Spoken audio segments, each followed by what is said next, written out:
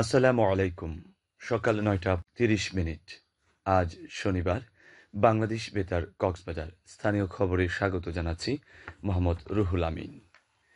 দেশের বিভিন্ন স্থানে ভূমিকম্প অনুভূত হওয়ার পর জনমনে সৃষ্ট উদ্বেগ ও আতঙ্ক সম্পর্কে সরকার সম্পূর্ণভাবে অবগত রয়েছে বলে জানিয়েছেন প্রধান উপদেষ্টা অধ্যাপক ড মোহাম্মদ ইউনুস।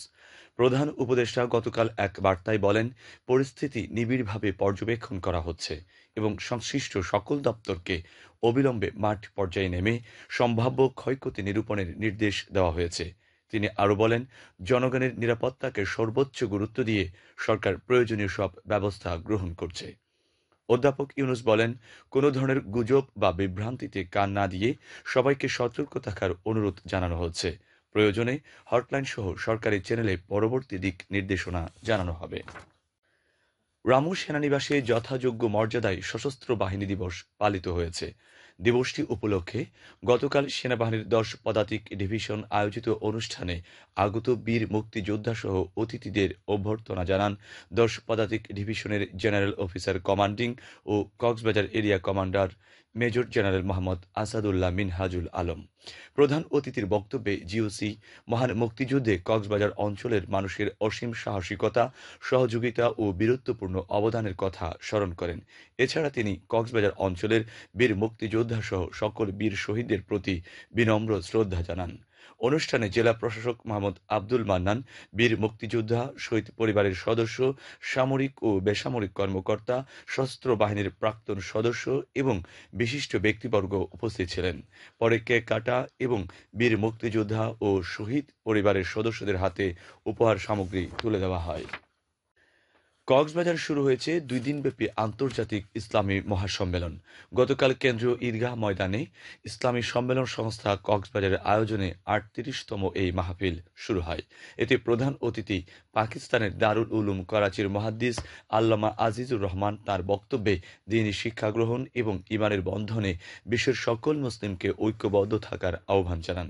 ইসলামী সম্মেলন সংস্থার সভাপতি মাওলানা মোহাম্মদ মুসলিমের সভাপতিত্বে অনুষ্ঠিত মহাসম্মেলনে সৌদি আরবের বিশিষ্ট আলেম ও দায়ী মুহসিন সিরাজ জাহারানি, ঢাকার আল্লামা খুরশেদ আলম কাশেমি, আঞ্জুমানে ইত্তেহাদুল মাদারিসের মহাসচিব আল্লামা উবাইদুল্লাহ হামজা সহ দেশ বরেণ্য আলেমগণ আলোচনা করেন।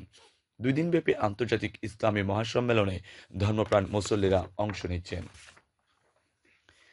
টেকনাফে বিজিবির অভিযান চালিয়ে ৬০,০০০ পিস ইয়াবাসহ এক মাদক পাচারকারীকে আটক করেছে। গতকাল উখিয়া ৬৪ বিজিবি ব্যাটালিয়নের অধিনায়ক লেফটেন্যান্ট কর্নেল মোহাম্মদ জসিমউদ্দিন স্বাক্ষরিত এক প্রেস বিজ্ঞপ্তিতে এ তথ্য নিশ্চিত করে জানানো হয়, গতকাল নীলা থেকে একটি যাত্রীবাহী বাস হোয়াইকং চেকপোস্টে পৌঁছলে বিজিবির সদস্যরা ডগ স্কোয়াড দিয়ে তল্লাশি চালায়। এ সময় গাড়িতে লুকানো ৬০,০০০ পিস ইয়াবা উদ্ধার এবং ইয়াবার মালিক মাহমুদুল আমিনকে আটক করা হয়। আটক পাচারকারীর বিরুদ্ধে সংশ্লিষ্ট ধারায় মামলা রুজু করে টেকনাফ মডেল থানায় হস্তান্তর করা হয়েছে। এদিকে টেকনাফের সড়ক দুর্ঘটনায় মোহাম্মদ নামের ১২ বছরের এক শিশুর প্রাণহানি হয়েছে। গতকাল উপজেলার নীলা ইউনিয়নের ওয়াবরাং রাস্তার মাথায় সড়ক পার হওয়ার সময় বিপরীত থেকে দ্রুতগামী একটি সিএনজি চাপা দিলে সে গুরুতর আহত হয়। স্থানীয়রা উদ্ধার করে হাসপাতালে নিয়ে গেলে কর্তব্যরত চিকিৎসক তাকে মৃত ঘোষণা করেন। কক্সবাজারের পেকুয়ায় ৭টি বসতঘর আগুনে পড়ে গেছে। গতকাল সন্ধ্যায় উপজেলার সদর ইউনিয়নের ৬ নম্বর ওয়ার্ডের সরকারি ঘোনা এলাকায় এ ঘটনা ঘটে। বিষয়টি নিশ্চিত করে ৬ নম্বর ওয়ার্ডের ইউপি সদস্য দিদারুল ইসলাম বলেন, বৈদ্যুতিক শর্ট সার্কিট থেকে এ অগ্নিকাণ্ডের ঘটনা ঘটেছে বলে প্রাথমিকভাবে ধারণা করা হচ্ছে। এতে প্রায় ৩০ লক্ষাধিক টাকার ক্ষয়ক্ষতি হয়েছে বলে ক্ষতিগ্রস্তরা জানান। পেকুয়া ফায়ার সার্ভিস ও সিভিল ডিফেন্স স্টেশন জানায়, তারা খবর পেয়ে ঘটনাস্থলে গিয়ে আগুনের নিয়ন্ত্রণে আনে। উখিয়ার সোনাপাড়া বাজারে এখন সুপারি বেচার ধুম পড়েছে। চাষিরা ভালো দাম পেয়ে বেশ খুশি। উপজেলার বিভিন্ন হাট বাজার ও বাড়িঘরেও বিক্রি হচ্ছে সুপারি। কৃষি সম্প্রসারণ বিভাগ জানিয়েছে, উপজেলার ৫ ইউনিয়নে ৯৫০ হেক্টর জমিতে সুপারির বাগান রয়েছে। চলতি মৌসুমে ফলন উৎপাদনের লক্ষ্যমাত্রা নির্ধারণ করা হয়েছে ২,৭৮০ মেট্রিক টন।